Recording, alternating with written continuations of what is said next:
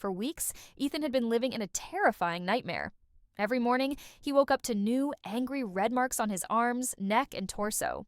The bites itched uncontrollably, making it almost impossible to go about his day without constantly scratching. At first, he thought it was a simple case of bed bugs, the pests infamous for their nocturnal feasts on human blood. But as the days dragged on and his efforts to eliminate the problem proved futile, Ethan began to question whether he was dealing with something far more sinister. What could be causing these mysterious bites, and why was nothing working to stop them? Ethan had tried everything.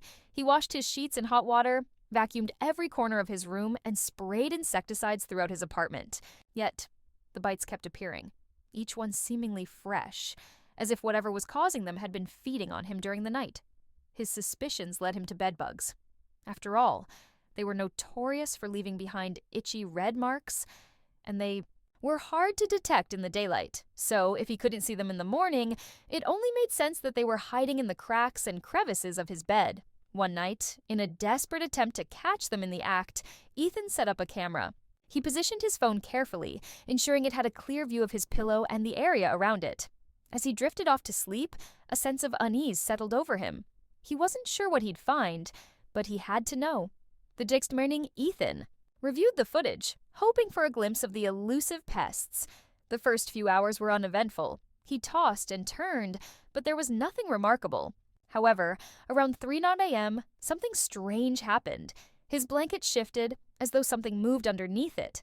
At first, Ethan couldn't make out a shape, but there was definitely a ripple. He zoomed in, hoping to catch a clear view of the culprit. But to his horror, there was nothing there, just the unnerving sense that something had been there, something too small or too quick to see. Frustrated and desperate for answers, Ethan called an extermination company. A middle-aged man named Carl arrived at his apartment the next day. Carl listened carefully as Ethan described the problem, taking notes as he spoke. He then put on gloves and began a meticulous inspection of the bedroom.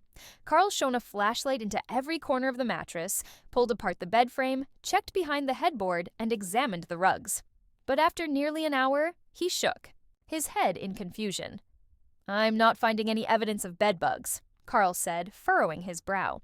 "No droppings, no shells, no eggs. Are you sure the bites happen at night?" Ethan nodded, rubbing his neck in frustration. "Yes, I wake up with new ones almost every morning. They itch like crazy, and they look just like bedbug bites."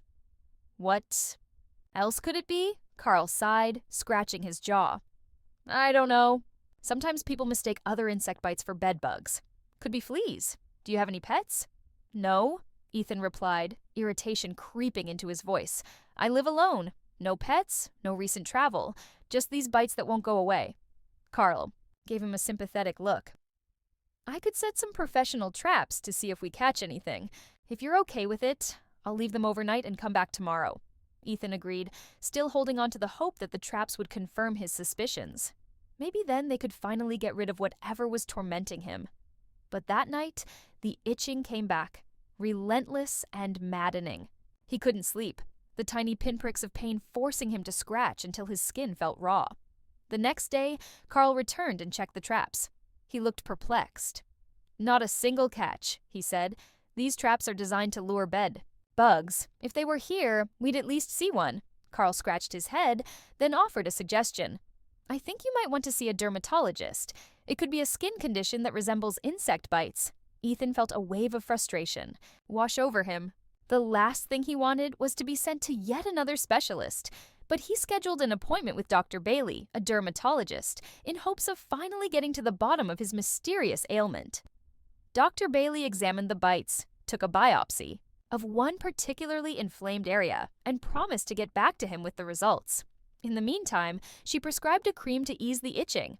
For a moment, Ethan considered that maybe this was all in his head, or that his skin had simply flared up for no apparent reason.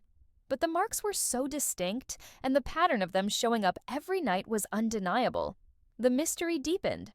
As he waited for the results, he couldn't shake the feeling that whatever was happening to him was far from normal.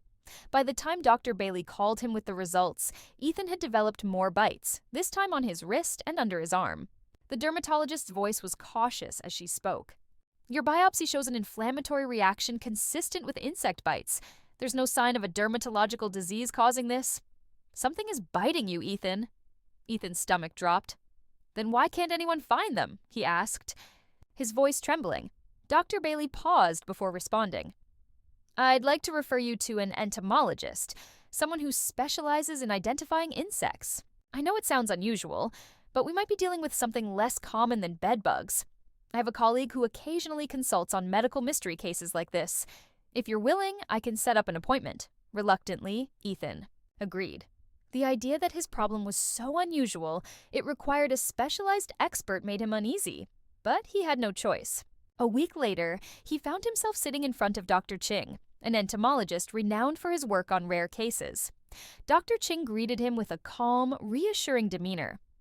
I understand you've been through quite an ordeal, he said, scanning the notes Dr. Bailey had sent over. You're sure these occur only in your home at night? Ethan nodded, his voice weary. Yes, I never get new bites when I stay at my parents' house, or even when I crash at a friend's place. It's only in my bedroom. Dr. Ching tilted, his head intrigued. That suggests the source is localized. If it's not bedbugs, it could be something else entirely. Let's do a thorough examination of your sleeping environment. Dr. Ching moved slowly, methodically inspecting every detail of Ethan's bedroom. He used a magnifier and headlamp to examine the mattress, bedding, and bed frame. He collected dust samples and small fibers from the seams of the mattress and even scraped bits of the wooden bed frame into a sample bag. Ethan watched, growing increasingly anxious as the minutes ticked by. Then, Dr. Ching's posture stiffened, and his breathing quickened. Something had caught his eye. The entomologist held the magnifier close, frowning as he examined a corner of the mattress. He quickly took a sample, but his expression remained unreadable. Ethan's heart raced. Did you see something? He asked urgently. Dr. Ching pursed his lips, clearly uncertain. I'm not entirely sure. I caught a glimpse of something unusual. I'll need to analyze the samples under a microscope. Let's not jump to conclusions yet. Another night of uncertainty loomed ahead. Dr. Ching left with his samples, promising to call Ethan as soon as he had any answers. That night, Ethan abandoned his bedroom in favor of the couch, hoping that distance from his bed might offer some relief. But when he woke up the next morning, he discovered new bites along his ankle, the angry red welts glaring at him like a cruel reminder of his torment. Ethan's stomach sank as the realization hit him. Whatever was causing these bites wasn't confined to his bed. It had spread. His bedroom, his sanctuary, was no longer a safe place. As he rubbed at his irritated skin, his phone buzzed. It was Dr. Ching. The urgency in his voice made Ethan's stomach churn. Ethan, I need you to come. To my lab immediately, Dr. Ching said, his tone sharp and urgent. Ethan's mind raced as he asked, Is it bad? I'll explain everything when you get here, Dr. Ching replied. The drive to the lab felt like an eternity. Ethan's palms were clammy against the steering wheel, his mind spinning with a million questions. Whatever Dr. Ching had discovered, it was something far worse than he could have ever imagined.